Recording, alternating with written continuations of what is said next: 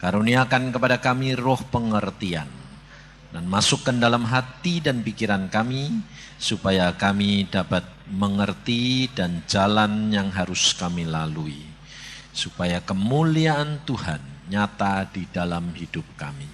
Dalam Tuhan Yesus kami percaya dan mengucap syukur. Amin. Silakan duduk, saudara. Mari kita buka firman Tuhan di dalam kitab Kejadian. Kitab Kejadian pasal yang pertama, ayat yang ke-26 sampai dengan ayat 28. Kitab Kejadian pasal pertama, ayat 26 sampai 28. Demikian firman Tuhan. Berfirmanlah Allah, baiklah kita menjadikan manusia menurut gambar dan rupa kita, supaya mereka berkuasa atas ikan-ikan di laut, burung-burung di udara, dan atas ternak dan atas seluruh bumi, dan atas segala binatang melata yang merayap di bumi. Maka Allah menciptakan manusia itu menurut gambarnya. Menurut gambar Allah diciptakannya dia laki-laki dan perempuan. Diciptakannya mereka, Allah memberkati mereka, lalu Allah berfirman kepada mereka, beranak cuculah dan bertambah banyak, penuhilah bumi dan taklukkanlah itu, berkuasalah atas ikan-ikan di laut dan burung-burung di udara, dan atas segala binatang yang merayap di bumi. Sampai di sini. Saudara, firman Tuhan hari ini mengenai penciptaan manusia. Saudara dan saya kerap kali bertanya, dan selalu masalah manusia itu tidak keluar dari masalahnya apa? Ingin menanggulangi masalahnya di dalam kehidupan ini. Jadi jalan keluarnya bagaimana? Sebab apalagi zaman sekarang, krismon, negara kayak begini. Tapi kalau saudara itu mengenal akan firman, Tuhan Yesus itu sudah memberikan contoh. Karena Tuhan berkata apa? Aku gurumu, aku Tuhanmu, aku mengajar kamu supaya kamu mengikuti apa yang aku lakukan. Sebab dia adalah Allah yang menjelma menjadi manusia supaya memberi contoh saudara dan saya. Tapi kerap kali kita lupa. Lupa apa? Lupa diri, saudara. Bukan Tuhan yang kita buat contoh, tapi kita minta kita yang ngatur Tuhan. Nah ini kesalahan ini yang membuat orang Kristen itu fatal, saudara. Sehingga tidak pernah tumbuh. Buktinya kesaksian tadi si Stephen, tadi coba perhatiin. Iya tak? Dia yang ngatur Tuhan atau Tuhan yang ngatur dia? Dia ngatur Tuhan, nah. Makanya dibikin bangkrut. Sebab apa, saudara? Sebab kalau Tuhan itu sudah sayang sama saudara, pasti saudara diajar. Tidak pernah kamu dibiarkan. Maka dari itu kalau justru saudara dan saya itu diajar, itu baik karena kasih. Tapi saudara tidak mau diajar, maunya apa? Enak terus. Kalau enak terus itu nanti nimbun malapetaka. Mesti bakalnya masuk neraka. Enak bayar dulu enake, tapi nanti masuk neraka, atau bayar dulu ndak enake, nanti masuk surga. Enak yang mana?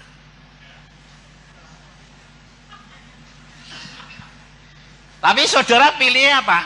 Enak di sini, enak di sana. Kepengennya gitu tak? Kalau kepengen gitu itu ngatur Tuhan lagi enggak? Bolak-balik kepengenmu gitu sih.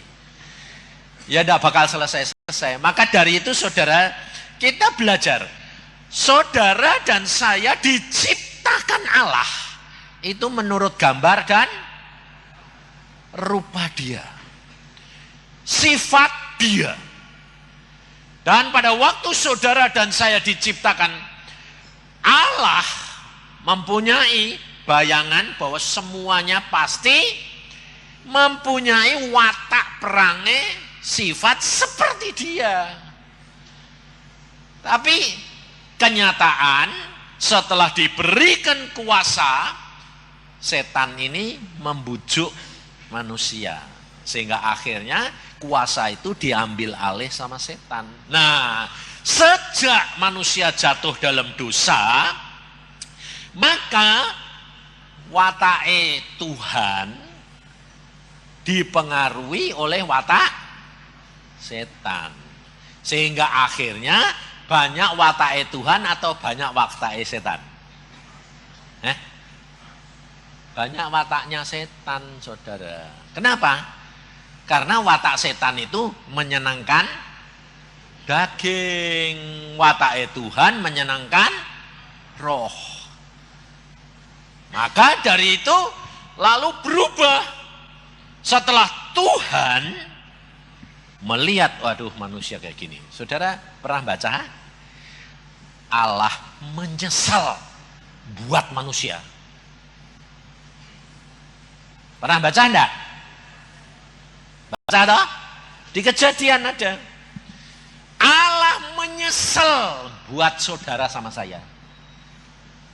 Nah, jadi kalau istrinya Stephen tadi ngomong mau ngurusi abortus, itu memang matanya dari permulaan toh. Sebabnya apa? Allah nyesel bikin kamu sama saya. Karena apa? Seperti saudara coba. Kalau saudara itu tahu bahwa anakmu nanti jadi perampok, pembunuh, kamu mau bikin anak enggak? Ayo jujur. Kalau kamu sudah dikasih tahu anakmu nanti jadi perampok, kamu mau bikin anak enggak? Enggak ada yang mau, pasti enggak mau. Kenapa Allah menyesal? Karena Allah pikir mestinya kalau dia yang menciptakan watak rupanya semua ya harusnya punya watak dia dong, betul enggak? Tapi ternyata gampang dipengaruhi setan, punya wataknya setan. Nah, setelah itu Allah membuat peraturan-peraturan. Hukum Taurat maksudnya itu supaya manusia ini dituntun balik. Saudara jangan kira kalau hukum Taurat itu cuma punyanya orang Israel. Nah, setiap bangsa Tuhan memberikan hukum. Orang Chinese punya kitab Gongsu enggak? Punya ada? Saudara kalau coba baca, Gongsu itu lahirnya sama Kristus dulu mana? Dulu Gongsu. Di dalam kitab Gongsu itu Tauratnya orang Cina. Orang Jawa, Indonesia ini orang Jawa, bukan anu. Orang Jawa punya kitab enggak? Punya Taurat enggak? Punya apa? Orang Jawa itu punya Joyoboyo. Jadi saudara, Allah itu adil, saudara. Enggak cuma bangsa Israel dikasih Taurat, yang lain enggak. Semua diberi. Dan semua ada nabinya enggak. Kalau Israel punya Nabi Musa, orang Median punya Nabi Beliam, orang Chinese punya Nabi siapa? Gongsu. Loh, orang Jawa punya Nabi enggak? Punya. Nabinya orang Jawa juga ada. Ya yang bikin Joyoboyo. Saudara, makanya di dalam kitab-kitab itu selalu ada jalan keluarnya. Joyoboyo bilang apa? Jalan ke surga itu sempit. Seperti rambut dibelah 7 loh, pinter loh, ngerti loh ya. Cocok di anak Alkitab enggak?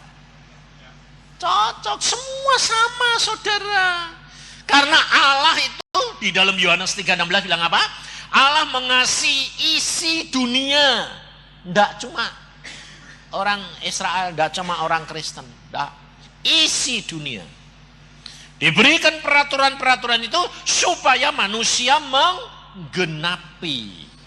Tapi kenyataan diberikan peraturan manusia tidak bisa genapi, saudara. Lalu Allah melihat, wah tidak ada jalan lain. Harus dirinya berkorban. Harus dirinya menjelma menjadi manusia dan bisa menggenapi Taurat. Kalau dia ternyata di dalam perjanjian baru itu Tuhan Allah memilih bangsa Israel sebagai bangsa pilihan, maka Yesus lahirnya di Israel, namanya Yesus. Coba orang Jawa yang dipilih. Yesus mesti ngenepi apa? Joyoboyo. Bener? Nah, namanya siapa? Selamat pasti. Loh ya toh? Loh, mesti gitu. Lah kalau di Cina piye? Mesti dia ngenepi kitabe Gongcu. Namanya siapa? Peng An. Loh, mas mesti gitu, saudara. Wong Allah itu Allah yang luar biasa. Ini pernah saya tanyakan, saudara, sama Tuhan. Saya itu terus terang tidak pernah sekolah teologi, itu tidak pernah. Sebab saya mau diundang ke Amerika sekolah teologi jadi dokter, Tuhan bilang tidak. Saya ketemu Tuhan sendiri, jangan bilang kalau tidak itu terus cuma dengar suara perasaan, enggak. Saya doa puasa, saya tanya Tuhan, aku dipanggil ke Amerika, bagaimana ini? Berangkat enggak? Aku kepengen berangkat, aku terus terang kepengen berangkat. Kan kalau jadi dokter kan lebih dihargai daripada enggak punya apa-apa. Loh ini terus terang, betul enggak? Ya toh? Pendeta-pendeta sekarang aja beli doktor. Lalu Tuhan ngomong sama saya gini, kamu mau dihargai manusia atau dia menghargai aku? Yang kau, ya sudah jangan pergi. Saya tidak tahu, saudara, kalau saya tidak boleh pergi itu karena apa? Karena Tuhan itu sayang saya. Sebab saya itu tidak tahu dulunya kalau punya kelemahan. Kelemahan apa? Kalau saya itu lihat mata biru, itu kayak orang dihipnotis. Jadi Tuhan tuh lebih tahu. Jadi Tuhan bilang kalau kamu ke Amerika, kamu tidak bisa menjadi hambaku. Rusak. Taunya baru belakangan. Tuhan, saya bilang, apa sih Tuhan? Nanti kamu tahu, satu saat saya ketemu orang matanya biru. Loh kok aneh Tuhan? Ini kok luar biasa kok nyedot. Nah yaitu kelemahanmu. Nah, saudara, kita itu kerap kali tidak menyadari kelemahan kita sendiri. Sebab belum muncul, betul tidak? Tapi kalau engkau berjalan bersama dengan Tuhan, Tuhan itu nanti atur. Luar biasa. Makanya saya bilang, yang disaksikan Steve bilang apa tadi? Taat, nurut. Itu kuncinya. Nah, tetapi di samping itu, saudara itu harus menyadari yang mbok turuti itu Tuhan atau karepmu dhewek? Tuhan. Tapi kerap kali dalihnya Tuhan, tapi karepe dhewek. Makanya orang Kristen banyak yang tidak dapat apa-apa. Maka dari itu belajar dari firman Tuhan. Allah melihat bahwa manusia tidak bisa menggenapi Taurat. Allah memilih bangsa mana? Dia pilih bangsa Israel, terus Allah mesti menjelma menjadi manusia di Israel. Dan dia harus menggenapi. Setelah dia menggenapi, dia berkata, akulah jalan, kebenaran, dan hidup. Tidak ada seorang pun sampai kepada Bapa kecuali melalui aku. Nah, kalau sudah begitu, saudara dan saya harusnya sadar. Kalau saudara dan saya sudah menjadi orang Kristen, saudara harus sadar. Sadarnya apa? Baca Alkitab supaya saudara ngerti Yesus itu melakukan apa. Lah kita selama di dunia, lah kita melakukan apa yang Yesus lakukan. Pasti kamu akan mengalami seperti Yesus. Sebab Yesus berkata di dalam Yohanes 15 bilang apa? Jikalau kamu di dalam aku dan firmanku di dalam kamu, minta apa saja kamu diberi. Dan janji Tuhan itu tidak omong kosong, saudara. Saya ngalami semuanya. Makanya saya bilang, sebetulnya orang Kristen itu luar biasa. Tapi ruginya tidak ngalami karena apa? Ya karpe dewek itu tadi. Karena apa? Suruh baca Alkitab saja repot. Kalau suruh baca Alkitab ngantuk. Nah, piye coba. Nah, memang saudara, kalau saudara baca Alkitab tuh selalu mesti ngantuk. Kenapa? Karena yang bikin ngantuk siapa? Setan, iblis. Sebab dia tahu, dia itu saudara, iblis itu paling takut akan firman Tuhan. Jadi kalau saudara itu tahu firman Tuhan banyak, dia takut karena apa? Kamu punya kuasa.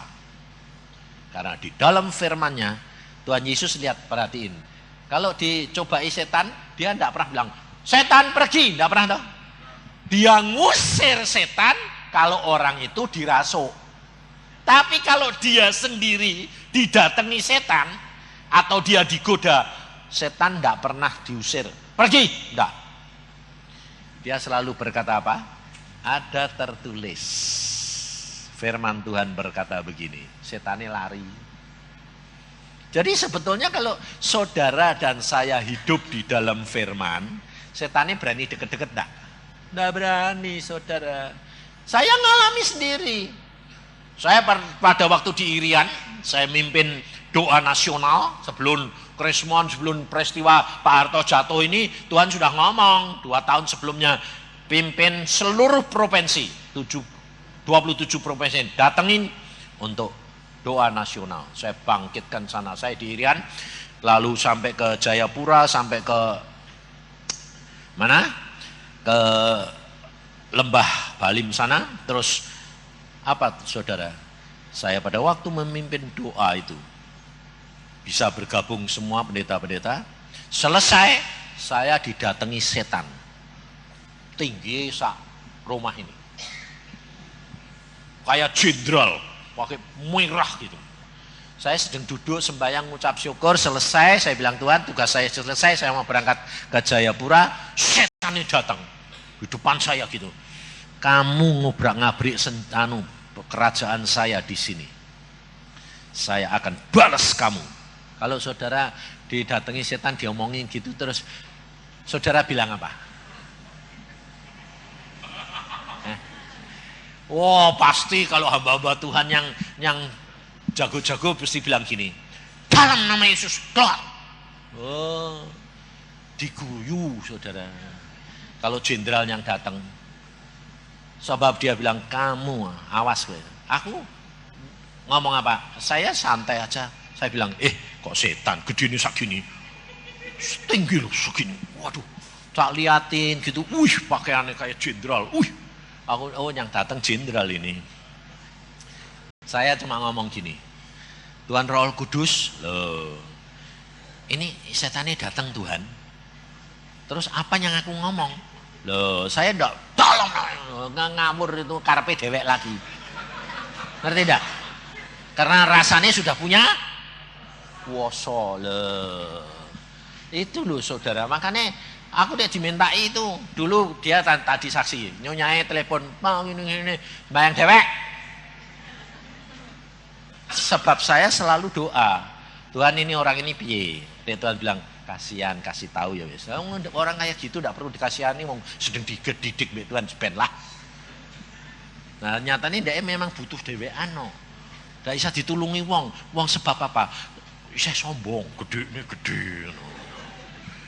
Jadi urung belum mengecil. Aku dulu ya gitu modelnya. Makanya aku tuh tidak pernah minta tolong orang bilang, "Doa ke aku," tidak pernah. Sebab orang model dia itu mesti orang sombong. Dan orang sombong itu Tuhan paling benci. Ngerti tidak? Hati-hati. Saya ngalami saudara. Makanya dipencet Tuhan sampai entek-entekan itu ya. Sebab apa? Orang sombong itu paling susah. Nah, saya cuma doa. Sebab saya dari kecil diajari hanya Roh Kudus yang bisa menuntun kamu dalam jalan seluruh kebenaran firman. Tanpa dia kamu akan kepleset. Jadi saya sudah biasa lalu ngomong, Tuhan Roh Kudus, ini setan gede ini segini jenderalnya datang. Tuhan bilang apa? Ingatkan pertemuan kamu sama Tuhan. Saya cuma bilang, setan, kamu ingat enggak pertemuan aku, kamu sama Tuhan Yesus? Waktu aku doa puasa 3 bulan itu. Saya mesem gini. Terus dia melotot gini. Ya sudah. Ya wes sudah, ya sudah lah, mau apa kowe? Lari dia. Saudara, kenapa? Karena pada waktu saya doa puasa, saya ketemu Tuhan Yesus 2. Bukan 1, 2. Waktu yang datang dulu itu Tuhan Yesus. Rupanya rambutnya Tuhan Yesus itu rambutnya ora ndak cekak, panjang gini loh. Sakmene makanya waktu dulu itu zaman gondrong bilang, "Pak, itu anakmu kok gondrong?" Lho wong tuane gondrong wis ben toh aku. Wong Tuhan Yesus gondrong aku ngono. Lho, Tuhan Yesus gondrong. Rambutnya dawa sak gini aku bilang itu. Aku bilang, "Ya wong tuhane gondrong wis ben toh, gondrong wis ben." Nah, pada waktu dia datang saya lihat, saya bilang, "Loh Tuhan kok datang?" Saya panggil Tuhan loh saudara. "Loh Tuhan kok datang?" Jawabnya bilang, "Iya aku datang." Loh, kurang ajar enggak? Saya mau sembah, tapi saya ngomong dulu sama Roh Kudus. "Tuhan Roh Kudus, ini Tuhan Yesus datang tak sembah ya?" Tuhan Roh Kudus berkata, "Jangan cepat-cepat sembah." Sudah diomongi gitu saudara, harusnya tahu toh. Tidak tahu saudara. Nah itu pengalaman dan saya ngalami sendiri. Sudah diberitahu gitu, tidak tahu kalau itu Tuhan Yesus. Bukan Tuhan Yesus. Tidak tahu. Akhirnya saya bilang, "Kenapa Tuhan kok datang?" "Masih tak panggil Tuhan." Lalu setan ngomong gini, yang kayak Tuhan Yesus. "Kamu sudah diajar?" "Ya, sama siapa?" "Tuhan," saya bilang. "Kamu dipanggil jadi penginjil, siapa yang manggil?" "Tuhan." "Kamu sudah dididik, siapa yang didik?" "Tuhan." "Nah, sekarang kamu mesti janji sama saya. Seperti kamu lulus dokter, kamu dulu suruh apa?" "Ya, saya suruh berjanji." "Nah, sekarang kamu lulus, kamu janji sama saya." "Janji apa?" Saya bilang, "Lakukan firman Tuhan dengan benar." Logis enggak? Bagus enggak? Kalau saudara ditanya gitu, saudara pasti jawabnya apa? Ya.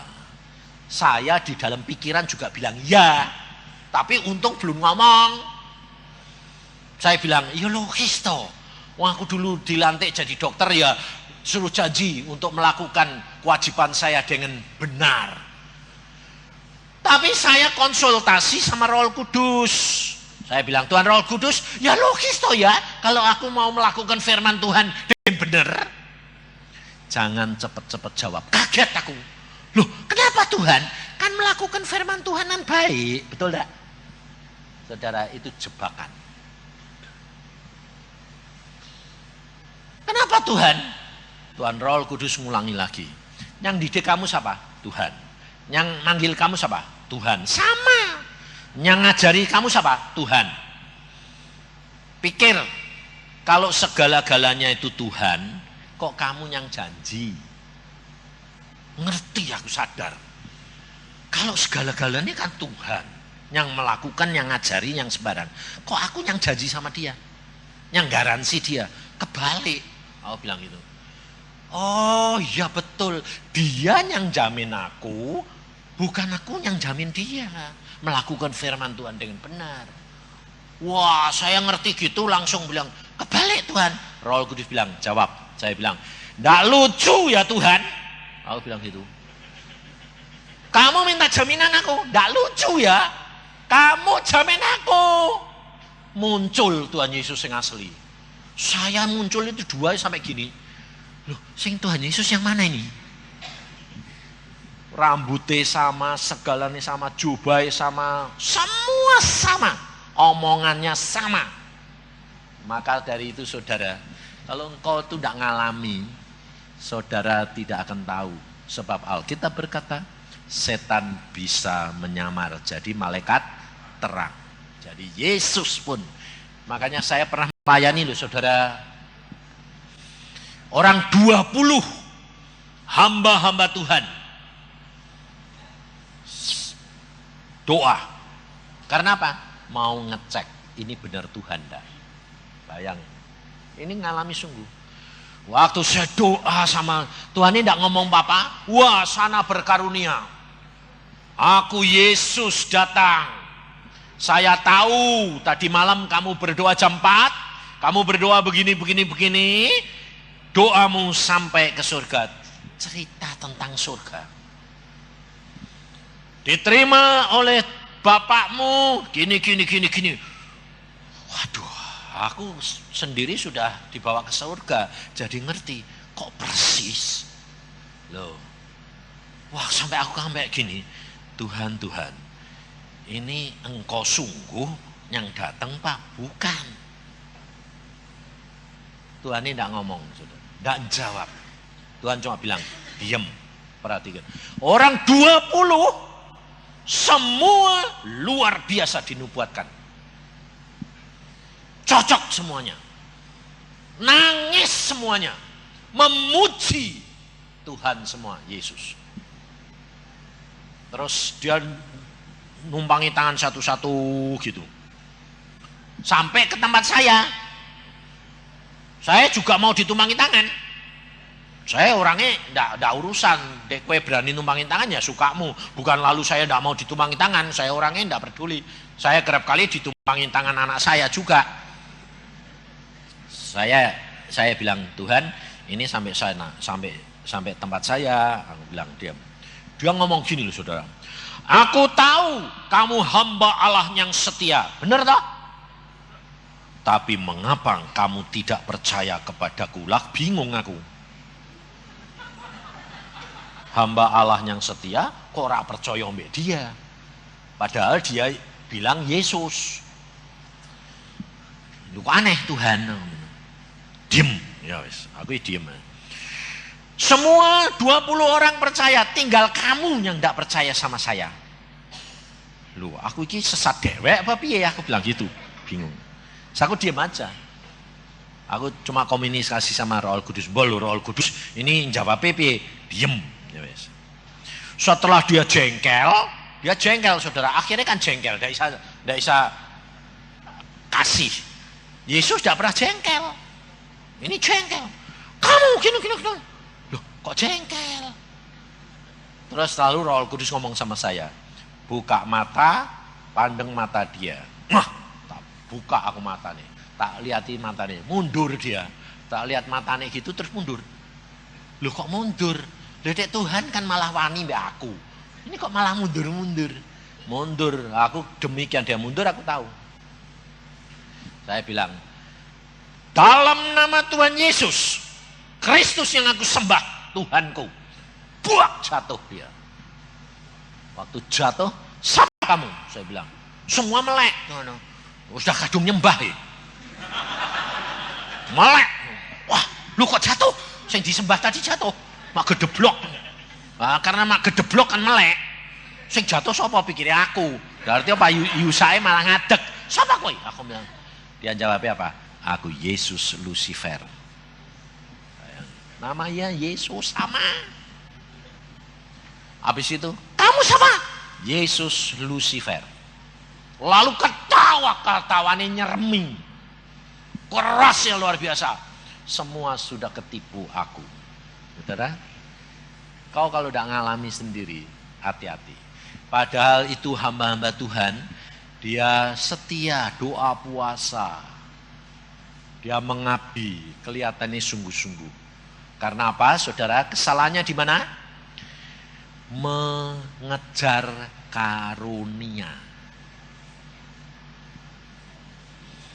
Mengejar karunia, tapi tidak dicek dengan Alkitab. Keblosok. Maka dari itu saudara, Tuhan berkata apa? Bukan kamu berkarunia banyak lalu kamu masuk surga. Tidak jaminan. Karunia itu dipakai untuk melayani, bukan untuk tiket masuk surga. Tiketmu masuk surga, nama Yesus dan berbuah. Buah-buah roh. Bukan berbuah jiwa. Buah-buah roh itu tiket masuk surga. Karena apa? Alkitab yang ngomong, jikalau engkau menurut aku firmanku, maka engkau berbuah lebat, Bapakku dimuliakan, dan kamu murid-muridku. Itu tiket masuk surga. Bapaknya seneng saudara. Maka dari itu kita harus belajar kayak Tuhan Yesus. Allah sudah menciptakan saudara dan saya, dia mau menolong harus mengorbankan anaknya sendiri. Supaya Taurat itu digenapi. Dan setelah dia mengorbankan anaknya, ingat saudara, Yohanes 3 bilang apa? Karena Allah mengasihi isi dunia. Tapi saudara harus tahu, segala sesuatu untuk menyelamatkan ada harga yang saudara harus bayar. Saudara, kerap kali masalahmu mau selesai toh? Kamu kepingin keluargamu diselamatkan? Kamu kepingin saudara-saudaramu mengenal Yesus? Ada harga yang saudara harus dan saya bayar. Tuhan Allah kepingin saudara dan semua dunia ini selamat. Dia membayar harga anaknya sendiri harus turun. Saudara mau selamat. Saudaramu mau selamat. Saudaramu kepengen supaya mengenal. Saudara harus ada harga yang dibayar. Apa? Saudara perhatikan. Alkitab berkata apa? Satu orang diselamatkan. Seluruh keluarga diselamatkan. Jadi yang bayar siapa? Satu orang itu. Perhatiin saudara. Yohanes 3:16 itu untuk dunia, untuk saudara dan saya. Tapi 1 Yohanes 3:16 itu bagian saudara dan saya. Jadi kalau coba baca, lihat di dalam 1 Yohanes 3 ayat 16. Itu bagian saudara dan saya. Tapi kalau saudara tidak mau bayar, mana mungkin saudara kepengen rencanamu, kehendakmu, masalahmu bisa selesai. Tidak bisa saudara. Harus ada yang mau bayar. Caranya bayar bagaimana? Saudara dan saya mengikut, dimasuk di dalam dirinya Yesus. Apa? Mengorbankan dirimu sendiri. Di dalam 1 Yohanes bilang apa? Kalau Yesus sudah mati buat kita, di situ dikatakan apa? Maka kita apa? Wajib. Di situ ditulis toh? Maka kita juga wajib mati untuk siapa? Saudara kita. Jadi kalau saudara tidak ada yang mau bayar, tidak mungkin. Makanya saudara, kalau engkau mau masalahmu selesai, baca Alkitab. Hidup di dalam firman, kamu masuk, firman masukkan dalam hatimu banyak-banyak. Lalu kamu tunduk segala sesuatu Yesus. Jangan karepmu dewek. Apapun kamu tanya dong. Wong Roh Kudus sudah ada di dalam diri saudara. Dan Roh Kudus akan menuntun saudara. Sehingga apa yang Yesus mau, Roh Kudus yang ngomong. Nah, banyak orang tanya gini, Pak, tapi kok saya enggak Tuhan Yesus kok enggak ngomong sih Pak sama saya? Loh, kenapa kamu kepengen Tuhan Yesus ngomong tapi kamu enggak pernah dengar ngomongnya? Karena yang kepengen ngomong kamu. Tapi kamu masih ngatur Tuhan. Coba, kamu sekarang kepengen ngomong sama presiden, presidenmu saja Habibie. Yang nentukan dia mau ngomong sama kamu atau kamu yang nentuin dia? Dia yang ngomong. Kalau dia sudah ngomong baru kapan kamu bisa ketemu dia, betul dah? Tapi kalau kamu sama Tuhan yang nentuin kamu apa Tuhan? Harus puasa, harus begini, supaya Tuhan yang ngomong. Yang nentuin kamu apa Tuhan? Kita. Lah ya, selama kamu masih pakai akalmu ngatur, tidak bisa. Sebab Tuhan itu watake aneh. Kalau kamu mau, dia tidak mau. Nek kamu tidak mau, dia mau. Sebabnya apa? Lah dia yang punya kuasa. Sak suka-sukai dheweke to. Aku kerap kali sembayang gini, Tuhan kowe meh ngomong be apa sih Tuhan? Nanti ini Tuhan ini diem aja. Tapi kalau dia mau, saya baru lutut gitu, belum ngomong gini, Tuhan mau ngomong pada, baru berlutut Tuhan bilang, kowe nanti ngomong ini ya, kayak ini tadi. Oh gitu, yo, wes toh, penak toh. Nah, dia yang mau. Mau kadang-kadang itu saya sembahyang 2 jam, Tuhan tidak ngomong. Karena waktu ini sudah habis, saya pergi ke WC, mau mandi, siap-siap mau khotbah, dok WC sedang tenang. Ya toh tidak tenang ya ra iso metu toh ya. Sedang tenang gitu. Tuhan ini ngomong cerita. Kowe nanti gini, lho Tuhan, dok WC. Kok cerita? Ki emang tanteni dane kamar ndak cerita, aku bilang gitu. Ya sak sukaku toh. Loh, maksudku itu kan dok kamar lu resik, ya toh. Tuhan bilang apa? Lebih resik dok WC daripada dok kamarmu. Loh, kenapa? Aku bilang gitu. Kan WC bau. Sebelum mbok keluar ke, kan dok di dalammu. Waktu aku dok kamar tadi sembahyang, kotoranmu sudah keluar belum? Belum. Dok di dalam dah? Ya. Lah aku dok mana? Ya dok di dalamku. Lah kan ubek-ubek satu-satu. Lumayan iki mbok kotor ke metu kabeh. Lah aku resik to malahan lho. Aku bilang Tuhan gue itu aneh-aneh. Tuhan itu suka humor, saudara. Lucunya luar biasa. Sampai aku kadang-kadang ketawa dewek, kepingel-pingel dewek. Karena apa? Suka humor Tuhan itu. Mau nih gitu. Makanya saudara, tugas saudara dan saya belajar seperti Yesus. Yesus tidak pernah berkata gini loh. Aku bisa semua. Nggak. Apa yang aku lakukan? Aku tanya dulu dan lihat Bapak melakukan. Ngerti? Jadi saudara dan saya kalau melakukan apapun, tanya Roh Kudus. Karena Roh Kudus di dalam hati saudara sudah diberikan. Lah piye Pak tanyae? Loh kok piye tanyae? Loh kowe percaya ndak Roh Kudus ada di dalam kamu? Percaya? Ya ngomong wae. Makanya itu saya bilang ngomong toh. Tuhan Roh Kudus gini, aku mah gini. Ngomong, aku bilang itu. Lah tapi gak ngerti loh, disuruh ngomong gak ngerti. Lah sebabnya kalau saudara bilang, kalau mau ngomong langsung minta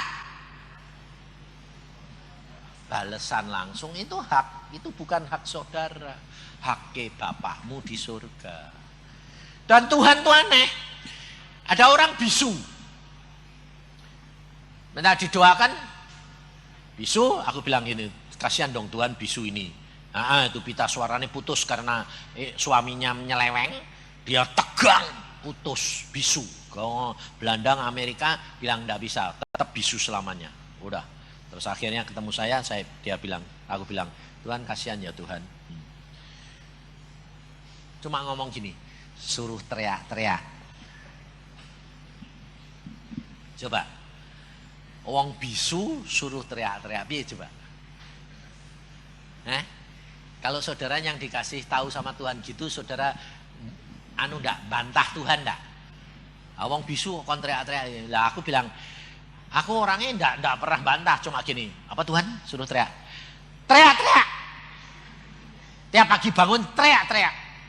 Dia yang jawab. Nulis tidak keluar. Tuhan tidak suruh kamu bersuara. Tuhan suruh kamu teriak. Tidak keluar suara. Karena pikiranmu itu kalau teriak mesti keluar suara. Lah, ya toh? Itu salah. Kamu tugasmu cuma nurut. Teriak, nggak keluar suara tidak masalah, itu bukan urusan kamu. Tapi yang penting nurut. Nah, nurut. Dia bilang gini, teriaknya bagaimana? Nulis teriak. Dong teriak kok bagaimana? Ini bingung aku sampean. Ya teriak.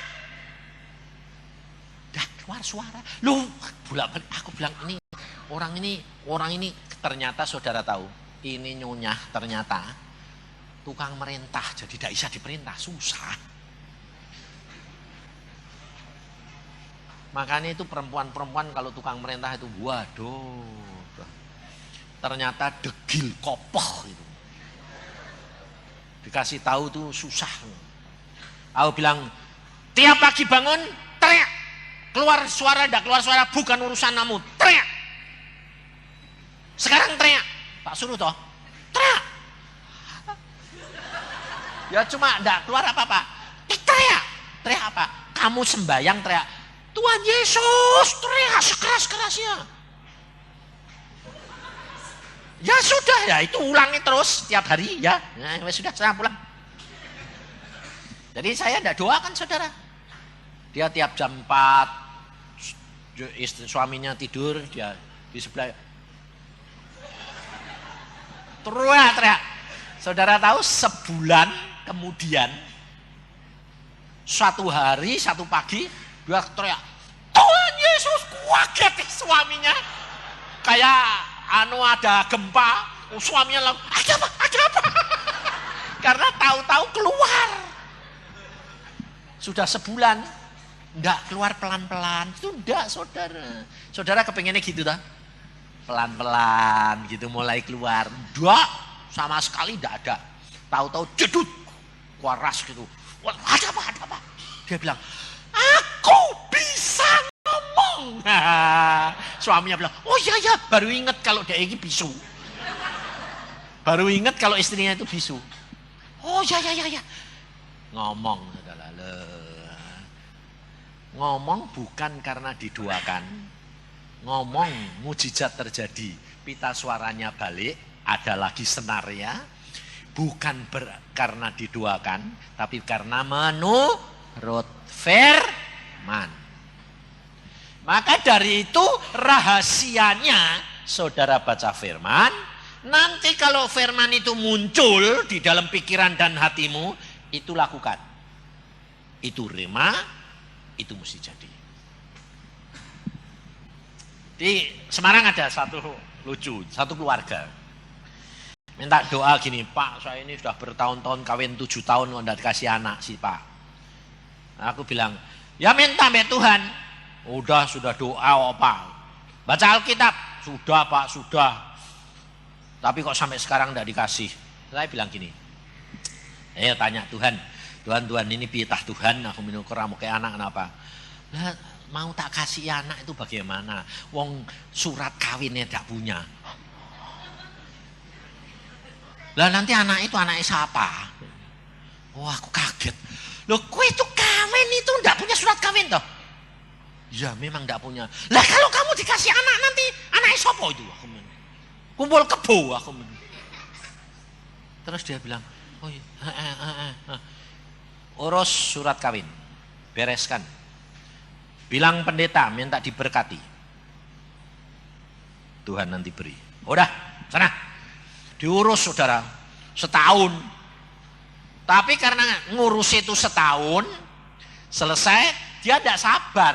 Jadi mau ke Jakarta, mau ditiup, mau dibuka, mau apa kayak itu, berapa juta, 10 juta apa bilang.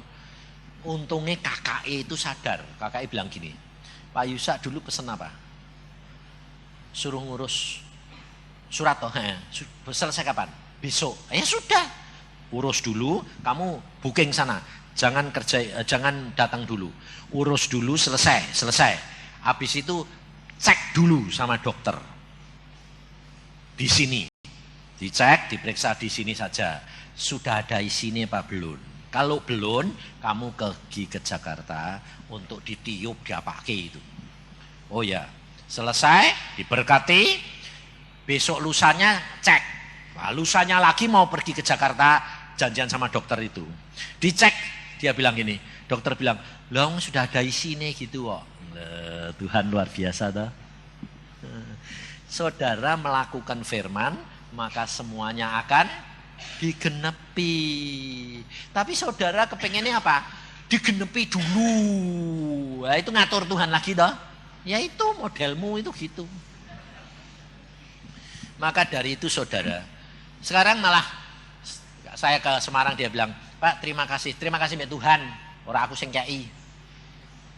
"Ya Pak, itu jadi loh Pak, jadi." "Iya jadi, wong kowe sudah punya surat. Dek belum punya surat ya ora bakal dikei, wong Tuhan tuh sayang sama kamu." Lah anake sapa nanti aku menu? Anak haram. Dek sini kan anak sungguhan, ya toh. Wong sudah ada surat-surate. Maka dari itu saudara, bagi Tuhan itu tidak ada barang yang mustahil. Segala perkara bisa terjadi bagi orang percaya. Jadi maksudnya percaya itu lakukan firman Tuhan sebagai rema itu tadi. Jangan banyak mikir-mikir. Kalau suruh teriak ya teriak gitu loh. Nggak usah, lo dek teriak itu kan mestinya gini. Nggak usah. Tuhan tuh memang suka bikin kejutan. Saya pada waktu suruh bangun rumah itu gitu. Tuhan bilang, "Rumahmu robohin." Lu kaget toh. Lu rumah kok dirobohin piye tah Tuhan? Robohkan. Nah, terus bangun 2 tingkat. Lu lah bangun 2 tingkat tuh duitnya piye? Aku bilang itu. "Mobilmu jual." Ya wis lah, aku bilang menyunyahku. Ayo kita cari rumah kontrakan. Mobil dol, kasih ke pemborong, suruh bongkar. Semua rata dengan tanah. Lupa ini habisnya kira-kira 100 juta lebih loh. Tahun 70-an loh, tahun 90. Ya wes, lah punya ini duit tak 40 kok. Harga mobilnya 40. Ya wes ini pakai dulu pokoknya deh. Kurang sudah tinggal 5 juta atau 10 juta, lapor ya. Supaya aku lapor sama Tuhan. Oh ya. Jadi yang tinggal 5 juta dia bilang, Pak, duitnya tinggal 5 juta loh. Oh ya, Tuhan tinggal 5 juta loh, boh lo ya. Ora ono sing isin kowe lo ya, aku sing ngakono. Saudara tahu? Dia bilang dia mau ngirit ini saudara. Pagar itu, tembok itu 2,5 meter ndak dibongkar. Pinggir jalan, pikirnya gini, nanti toh masih bagus. Saudara tahu? Jam 3 tinggal tembok itu toh roboh dewek ke jalan. Aku bilang hati-hati kowe ndak nurut Tuhan itu nanti dek mateni orang bubar kowe aku. Lah ya toh sepanjang 20 meter 3 meter roboh ke jalan sampai kayak bom.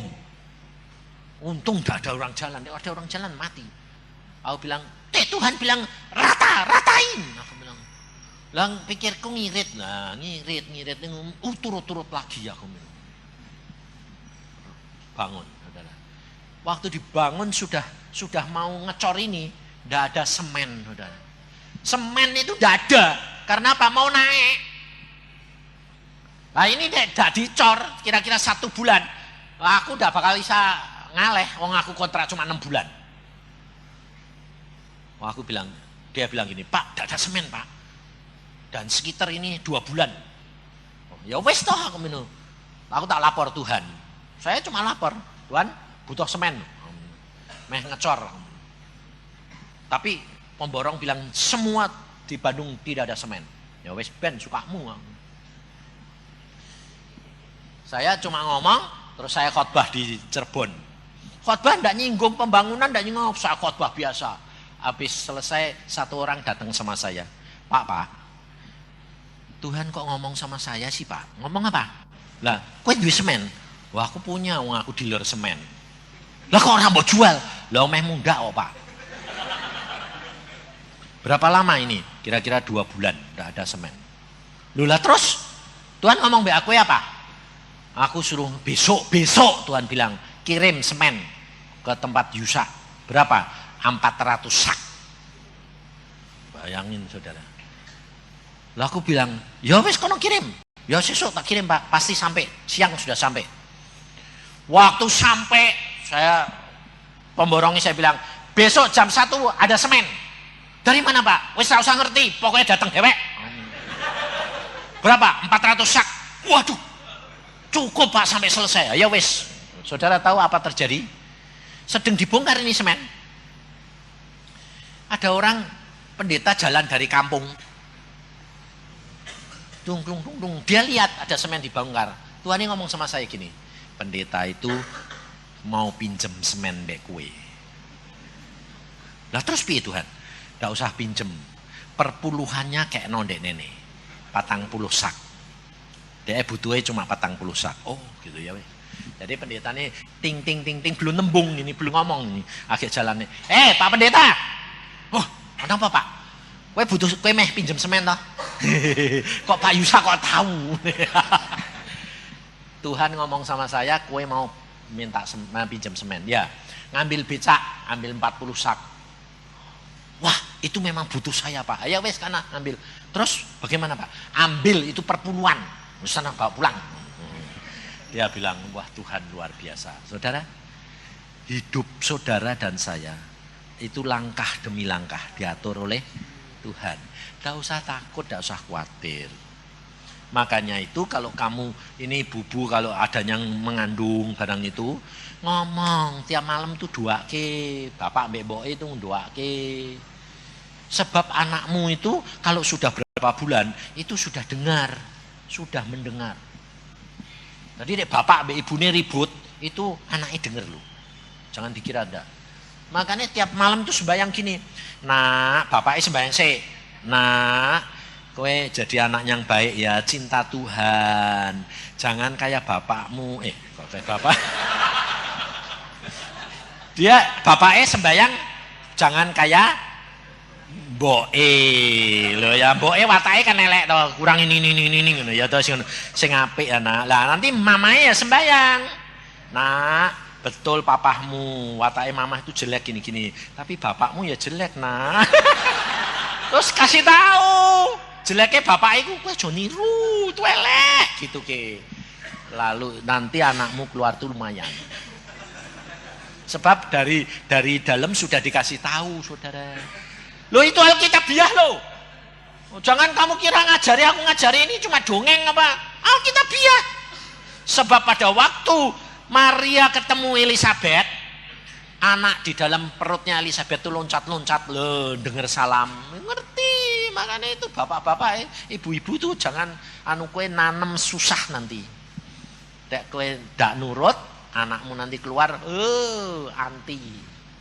Bapak mboke repot kue nanti. Maka dari itu, hidup itu dimulai dari dalam kandungan.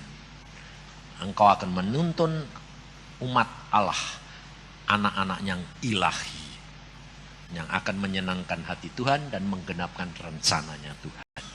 Ikuti Tuhan. Tuhanmu itu luar biasa. Firman-Nya semua digenapi supaya kemuliaan Tuhan nyata. Amin. Mari kita berdoa. Tuhan Yesus, firman-Mu sudah hamba sampaikan. Kau dengar anak-anak-Mu satu demi satu Tuhan. Punya masalah, punya persoalan. Tetapi mulai malam ini biar mereka mengerti bahwa hanya dengan di dalam Yesus dan firman-Nya yang dapat mengubah semuanya ini.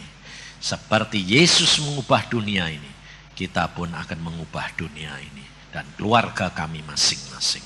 Terima kasih Bapak, dan tanamkan firman-Mu ini dalam hati mereka sehingga mereka dapat mengerti rencana dan kehendak-Mu. Karuniakan roh kepekaan supaya mereka mengerti apa yang menjadi rencana dan kehendak-Mu. Terima kasih Bapak. Dalam Tuhan Yesus kami mengucap syukur dan percaya. Amin.